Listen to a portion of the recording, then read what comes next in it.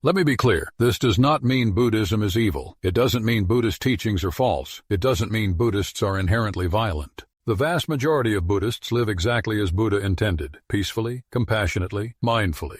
They practice kindness and try to reduce suffering in the world. But what this does mean is something unsettling. No belief system, no matter how beautiful or philosophically pure, is immune to the darker aspects of human behavior. Buddhism challenges a myth we desperately want to believe, that some religions are inherently good while others are dangerous. That if we just had the right beliefs, humans would stop hurting each other. History tells us otherwise. History shows that humans bring their tribalism, fear, and capacity for violence into every belief system they touch. Not because the beliefs are bad, but because we are complicated. So is Buddhism a peaceful religion? In its core teachings, absolutely. The Buddha's message is one of the most profound calls for compassion in human history. But in the real world, where politics, power, and identity exist, not always. And that leads us to a far bigger question. If even Buddhism, one of the most explicitly nonviolent philosophies ever created, can still be used to justify persecution and war, what does that tell us about religion itself?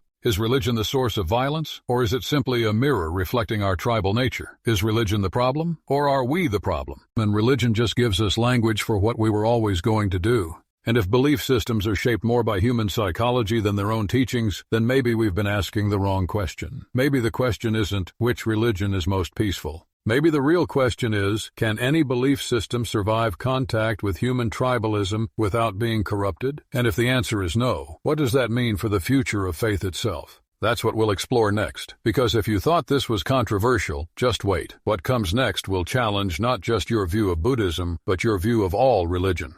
And maybe even humanity itself. But before we go there, I need to hear from you. Do you think Buddhism is being unfairly judged by its history? Or is the perfectly peaceful image just a comforting illusion? Be honest in the comments. This isn't about being polite. It's about pursuing truth, even when uncomfortable. If you want to keep exploring questions most people are too afraid to ask, hit subscribe. Because we're just getting started. The next video might shake your faith. In religion, in humanity, or both. See you there.